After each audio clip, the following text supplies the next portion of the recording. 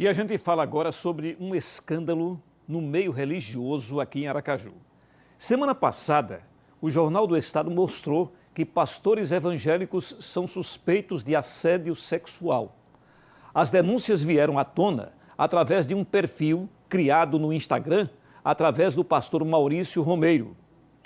Você vai acompanhar agora os relatos de um casal. A mulher, que alega ter sido vítima, conta que foi assediada durante vários anos dentro de um templo aqui na capital. O caso já está sendo investigado pelo Departamento de Atendimento a Grupos Vulneráveis.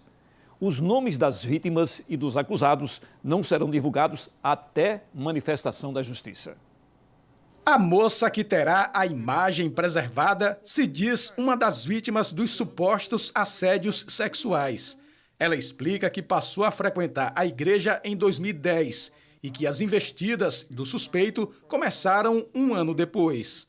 A mulher lembra que durante 5 meses recebeu inúmeras mensagens no celular e pelas redes sociais. Ele conversava em uns horários mais impróprios, digamos assim. De manhãzinha cedo, ou à tarde, muito tarde à noite.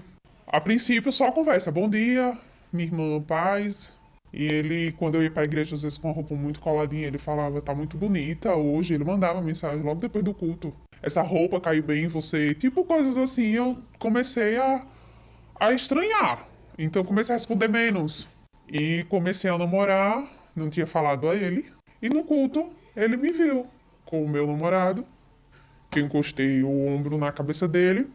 E ele, na hora, parou. Foi muito chocante. E quando acabou o culto, ele mandou me chamar. Chegando lá na salinha dele, ele pediu para que eu escolhesse continuar namorando ou continuar no ministério. Sufocada com a situação, a vítima decidiu revelar o ocorrido ao namorado. Na época, o casal fazia parte de um grupo de trabalho da igreja.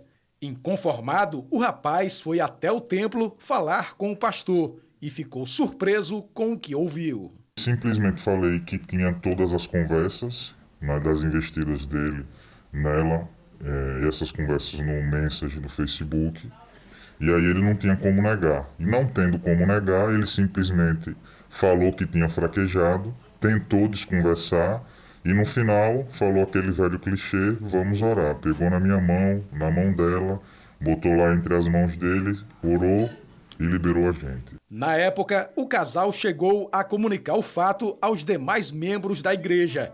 Eles afirmam que não receberam nenhum apoio e não frequentaram mais o local. Chamava meu namorado na época de psicopata, de ciumento. Ah, você tá muito ciumento, você tá... A palavra era... Você tá vendo coisa onde não tem. Que nada, ele só quer ajudar. Ele é nosso líder. Ele é o nosso...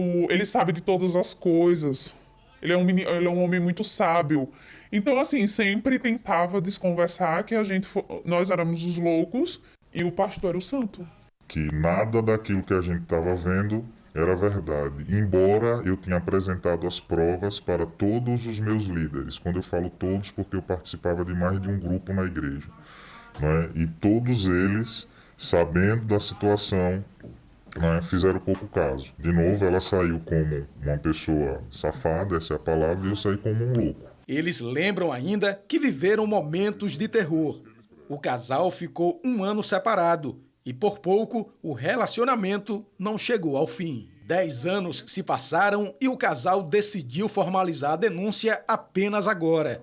Eles alegam que não registraram boletim de ocorrência na época com medo de perseguição. Até hoje, eu tô aqui falando com você, mas eu tô com um coração que só Deus sabe como é que tá meu coração.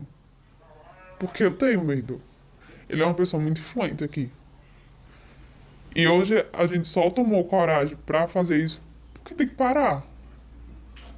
Isso vem acontecendo com várias mulheres. Não foi só comigo, não foi só com uma nem com 2. Foram com várias mulheres e até hoje acontece. E nada acontece com ele.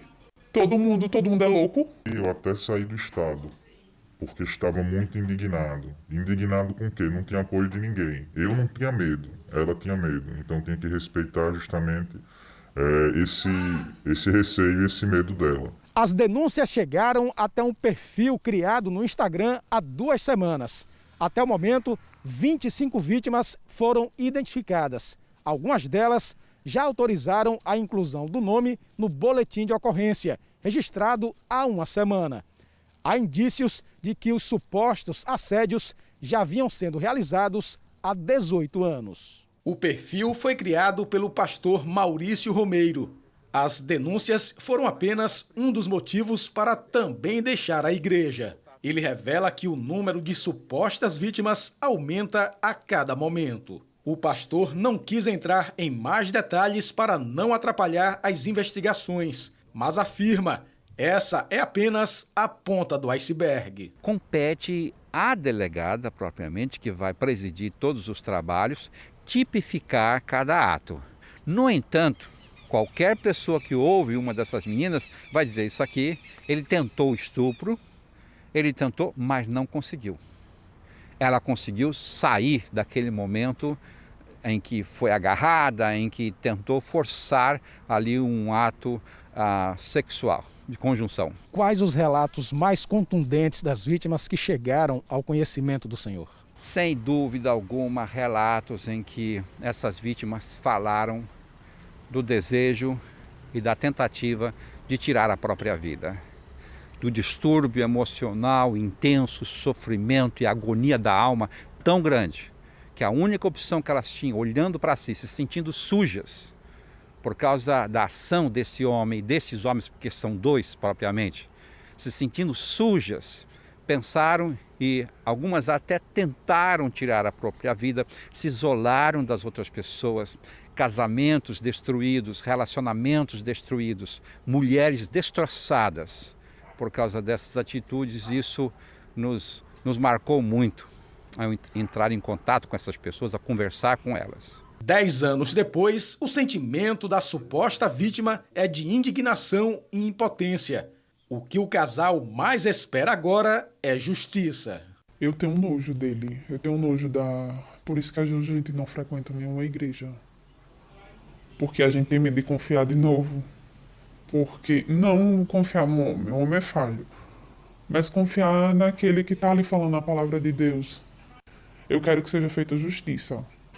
E que ele pare de fazer tudo o que ele vem fazendo. Porque o que ele faz, ele usa o poder que ele tem. Então, se ele não tiver poder, ele não vai mais fazer isso. O jornalismo da TV Atalaia procurou a assessoria de comunicação da igreja e os pastores envolvidos na denúncia. Por enquanto, eles preferem não falar. Reforçamos que os denunciados têm espaço garantido aqui na TV Atalaia, a TV dos sergipanos, para que possam apresentar suas versões sobre as denúncias. Da mesma forma, esse mesmo espaço é totalmente assegurado para as vítimas. Nós também entramos em contato com a UMESE, que é a União dos Ministros Evangélicos do Estado de Sergipe. Segundo o presidente Roberto Moraes, por enquanto, a entidade não vai se posicionar sobre as acusações por assédio sexual contra os pastores.